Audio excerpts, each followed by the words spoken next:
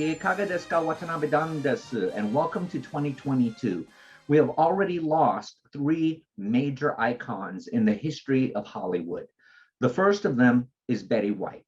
Now, if you want to tidy up in a hurry, think of your living room as a big clock. Start at midnight and then go around the room working clockwise toward the kitchen. You'll be done in 2 shakes of a lamb's tail. Sue Ann Nivens was a very unique character because she was someone who was frankly middle-aged, but was still extraordinarily sexually active. In fact, she seemed to be very, very man-hungry.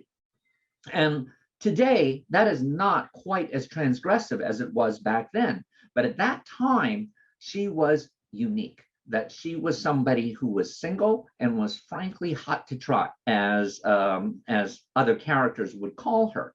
And she even had a relationship with Mr. Grant.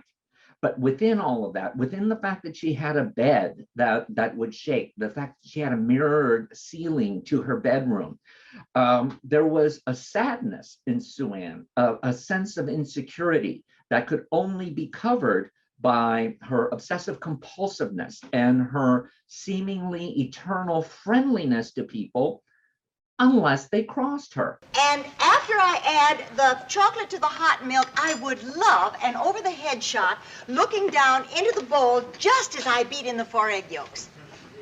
Sorry, Sue Ann, we only have 2 cameras for this spot. Oh? Where's the 3rd camera? We need it for the needlepoint demo that follows. Oh. I'm sorry, Billy, but I cannot do a chocolate souffle with only 2 cameras. Why don't you arrange to set up the other camera and we'll just hold the rehearsal until you're ready? And the way she presents it is so nice, but behind that, there's an iron will. And that is what Betty White always represented. In KTLA's 40th anniversary, she talks about the early days of television when she would do a live program and some of the challenges that were faced with anybody who was involved with live programs. I think the most live commercials we ever did in one day, our record was 58. But that's live commercials. That means you see the copy and you don't want to be reading the copy, so you look at the copy real fast and you tell about what it is. And 58 of those, even in 5.5 hours, will get you dizzy. We had Dr. Ross dog food, and they had a jingle that would be put up in the booth. Give him Dr. Ross dog food, do him a favor. Then we had Kermit pies, these frozen pies, who also had a jingle. The problem was, obviously, that Kermit pies came on, and I'm selling my little heart out about Kermit pies, and we hear, give him Dr. Ross dog food. They took a dim view. They didn't find that humorous, even. But the thing about Betty White is she never stopped. And more importantly, she never stopped trying to give people a good time, whether it was in person, whether it was on screen. She always managed to be the definition of the eternal professional who made show business fun. The second personality was Peter Bogdanovich. Now, Bogdanovich was part of the film school generation, and that was the first generation of filmmakers who started out by being film critics or movie lovers who had been enchanted by the early days of television, when outside of the live programming and the I Love Lucy show and other programming like that, you had an opportunity to see these old movies. Not only could you see them constantly being shown, but they weren't shown in any kind of age order. So you got to see the early works of a director and a screenwriter and a production designer and all of that, juxtaposed with their later work. So it was an incredible film school that people went to willingly. And they became the first cinema scholars, perhaps too influenced by the French New Wave and François Truffaut, Politique des Auteurs, and the American version of it, the American cinema by André Saris, which maybe gave too much emphasis to the director over the writer and the other crew people, but nonetheless gave a good way to have a common timeline so you could understand film history. And these filmmakers would take that knowledge and transform it into iconographic films that 50, 60 years later still hold up, whether it be Francis Ford Coppola with his Godfather series, or Martin Scorsese with his variations on Italian neorealism, whether it be Taxi Driver, New York, or Goodfellas, or Steven Spielberg with his love of commercial Hollywood and his ability to capture that energy in films such as Jaws and Close Encounters of the Third Kind that helped reshape our entire vision of films. And of course, George Lucas with his reimagining of American mythology and Joseph Campbell and the French New Wave within the framework of science fiction. And I was fortunate enough to be going to film school in the early 80s when these figures were at their peak. And there was no one more interesting than Peter Bogdanovich, who had a kind of an overly intellectualized side of him to where he was doing a documentary about John Ford, and he kept asking John Ford academic type questions. And John Ford would look at him like, what's wrong with you? That's not what we were doing. We didn't care about any of this stuff. And whether John Ford meant it or whether he was just like, okay, that's part of our secret, we don't really want you to know it. Nonetheless, Bogdanovich was able to find patrons and who took him on as their proteges, and they helped him in the early part of his career create some of the most amazing films of their time. The Last Picture Show, Paper Moon, and What's Up, Doc?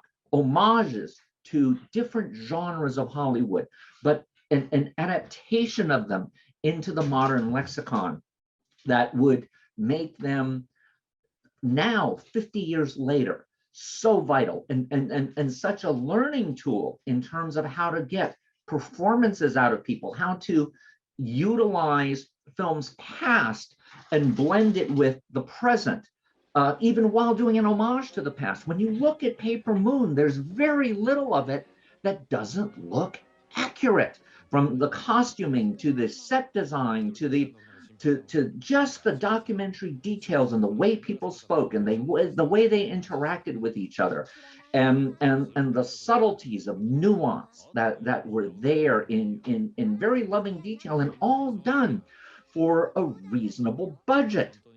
Sadly, perhaps Bogdanovich started believing his own publicity too much and believing he was indeed a modern day variation on Hawks and Hitchcock and Wells, and became difficult. And especially because his muse, Sybil Shepherd, was someone who, as fun as she would be in her later career, in her TV show Sybil, her talk show, and especially in Moonlighting, at this stage in her career was a little bit raw.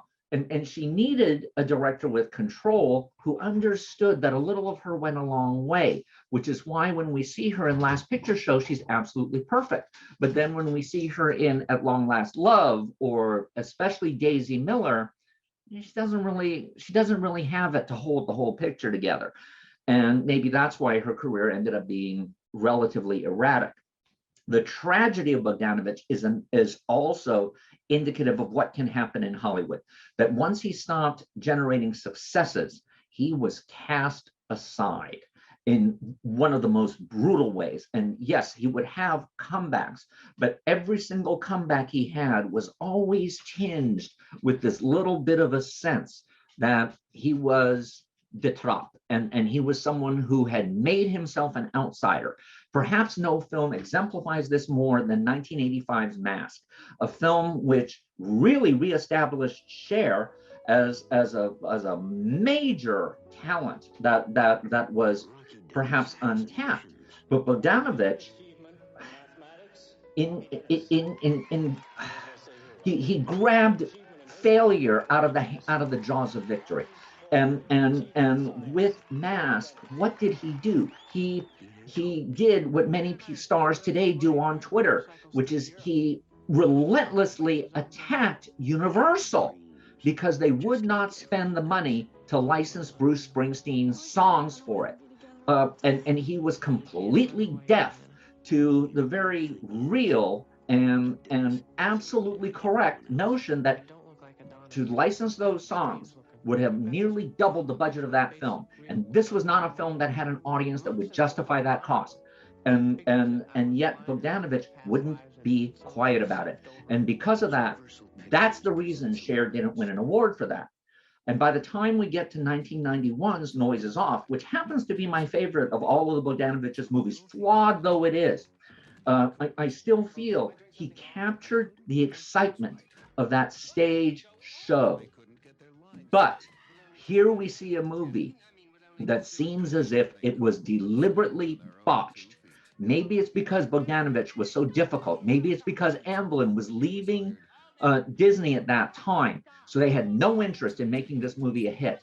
But for whatever reason, that movie is clearly the victim of post-production meddling that destroyed whatever the initial intent was by adding a phony prologue and adding a completely incongruous ending that makes the whole thing seem like, why did I sit here watching this?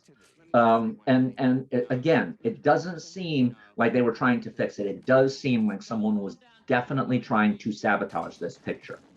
Another problem that I have with Bogdanovich is that he went back and re-edited The Last Picture Show for its Criterion Laserdisc release in the early 90s. And in the process of doing that, he has denied anyone from being able to watch the original version of that film.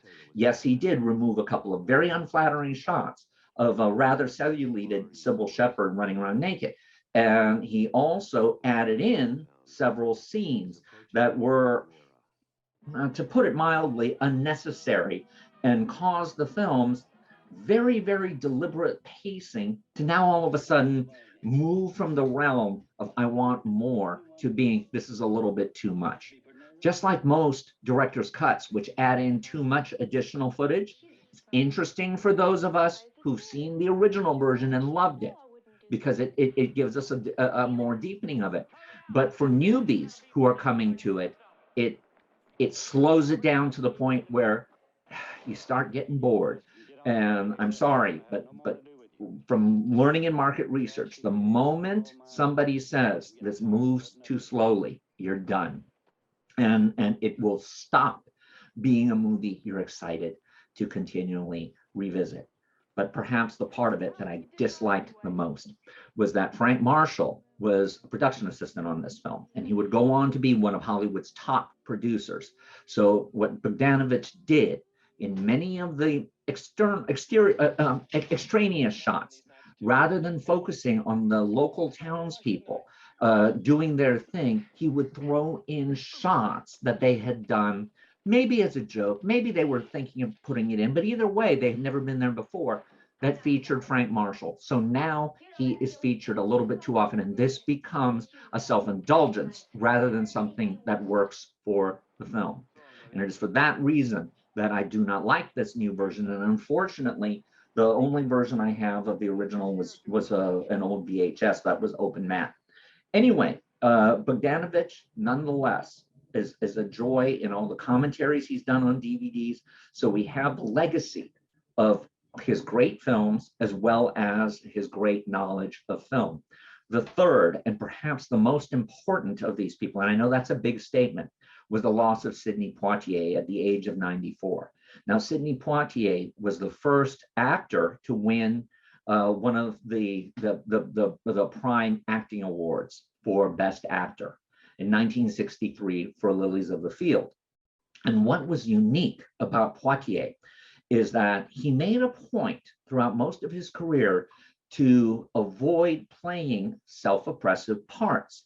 And so for someone in Jim Crow America who had a West Indies accent, for someone who was coming in as a non-Caucasian, he was able to break down the barriers of mainstream cinema, not art house stuff, not John Cassavetes movies like Shadows. No, this was someone who had big mainstream audience appeal, whether it be in his early films like The Blackboard Jungle or the unfortunately removed from circulation Porgy and Bess, which, okay, I have seen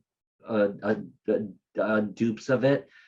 Yeah, I can understand why the Gershwin estate doesn't like it, but still, the fact that it is completely unavailable is indeed an historic tragedy. Look at him in something like the adaptation of Lorraine Hansberry's A Raisin in the Sun. His despair when he realizes how much he has ruined the family's opportunity to get out of the ghetto. And yet, he's going to, at the end, stand up to the people who are trying to stop them from moving into a neighborhood. And we appreciate his absolute maturity and his actual change, where he's going to say, yes, I've made a mistake. I've made one of the most terrible mistakes anyone could make. I have destroyed potentially the fortunes that this family might have had, but he's going to make up for it. And we get that sense of inner core strength. Now we come to 1967, which was the year of Poitier. This is the year before the Civil Rights Act passes. So it's a very challenging time. And three of the biggest pictures that year were Poitier pictures, including the best picture of the year, which was In the Heat of the Night. Now, In the Heat of the Night gets a lot of criticism today because it still has vestiges of Jim Crow era. It still has vestiges of perhaps pulling back on certain issues, but it does have those two moments in it that were so shocking at the time that the studios, or at least one of these, United Artists, had a cover. That moment was when Sidney Poitier is talking to a very wealthy white man. And that white man is talking down to Sidney Poitier. And finally, Sidney Poitier, the guy hits him, and Sidney Poitier slaps him back. And this was an unbelievable moment in Hollywood history at that point, and was considered so incendiary that United Artists had prepared a version of that film to be shown in the South that would not have that shot in it. They would cut the scene early. To their credit, it was released most places intact, and it didn't hurt the box office. That movie performed well everywhere. Now, Jewison, the director of it, was smart. They didn't shoot it in the South. They knew that they would have a problem with the shoot. This was not I Love Lucy time, when Sidney Poitier was big enough to where he could go and do a little tour and prove that it was okay. No, they weren't going to go there. So they did shoot it on the outskirts of Los Angeles, but getting the look right was so important. The other scene, of course, is when he is meeting with Rod Steiger for the first time, and Rod Steiger asks him, "What do they call you, boy?" And he goes, "They call me Mr. Tibbs." A real clarion cry for people saying, "I'm not going to take it anymore. I have the credentials. You will respect me." The other film that came out that year that was important was Guess Who's Coming to Dinner, which would win Katharine Hepburn her second of 4 Academy Awards. And in it, she had a very minor, a very not necessarily great role, but I believe she won it more because she helped Spencer Tracy, who was in the process of dying during the course of that film. And there's a lot of criticism levied against Guess Who's Coming to Dinner for the same reasons that In the Heat of the Night is criticized, because it's not enough. But as we learn from studying Judeo-Christian history, that it's always new bottles, old wine, and that's how you have to do it. That's why you have the Christmas season being based on a pagan ritual. You cannot go to people and tell them, "We're going to create a whole new system and a whole new set of rituals, and you will take it." No, they won't. They'll reject it. So in Guess Who's Coming to Dinner, rather than framing it the way Spike Lee would in Jungle Fever, you have it presented as if it's a Spencer Tracy and Katharine Hepburn comedy. Now remember, Spencer Tracy and Katharine Hepburn comedies had been very progressive. Look at something like Adam's Rib. You see the template for what Gloria Steinem would do 25 years later, all in this movie that's setting up the battle of the sexes and showing how the different pieces fit together. And the same thing is there in Guess Who's Coming to Dinner. as romanticized as the Sidney Poitier character is. He's a doctor and all of that. The Draytons aren't typical white people either. They are very high up. He's someone who runs a newspaper, and yet they're willing to show that he's done all these things. He has all the right creds, but when you come right down to it, he's got a racist bend to him where he has to face the fact that he was always very liberal in his ideology until his daughter said she wanted to marry even someone who was very accomplished, who is not of the same race. So the movie did indeed go down that road, perhaps not as much as we would like it to today, but it was still very forward. And again, you had a hit throughout the country. The third one was less of a hit, but still very important because it reached out to an even more important demographic, and that was young people. And this was To Sir with Love. To Sir with Love took Blackboard Jungle and flipped it and had Sidney Poitier being the teacher who has to understand students in the UK who do not like him because he is not one of them, and he wins them over. This was, again, one of those movies that you look at and you're just shocked. And the thing that was very surprising was that in this year, with such a plethora of riches from Poitier, that he didn't win another Academy Award. And let's face it, the Academy at that time looked at him and said, we already gave him one. And secondly, there were 3 roles. Every one of them would have been worthy of him winning the Best Actor. So he was actually in really heavy competition with himself. Rod Steiger won that year for In the Heat of the Night. And Rod Steiger is indeed very good in that because he's able to really bring a lot of nuance into that character. But here's where Sidney Poitier is really important for those of us who are non-Caucasians who are trying to get into the business. What did he do as his career achieved new heights and he got a chance to direct? What movie did he make? He made Buck and the Preacher with Harry Belafonte. And what was unique about Buck and the Preacher? It's that rather than being a movie about social problems, it was a movie that Poitier knew would bring in audiences. He was taking the typical Western buddy drama and expanding it into a different community. And that movie worked. It made a lot of money. My favorite Poitier movie, and this I know is going to surprise some people, is actually Uptown Saturday Night. Now, Uptown Saturday Night, like Guess Who's Coming to Dinner, Sir with Love, and In the Heat of the Night, has a lot of criticism levied against it because it's saying, oh, this is living up to old stereotypes of Harlem and that lifestyle, and it's very blaxploitation-y. It's in part of that tradition. But Poitier directed it, and why do I love this movie? I love this movie because, as a kid growing up, I'm 11 years old when this thing comes out. I'm fascinated by it because, again, it's a non-Caucasian movie that works in its own world. And for me as an Asian growing up in DC, it was it was unexpected. It showed that you could achieve without having to ask someone, may I? And what's even better about it from today, even though it is indeed a very typical movie, it features Bill Cosby, it features Harry Belafonte, it features Flip Wilson, and it features Richard Pryor. Such a combination of the prime talent of that time, all in one movie.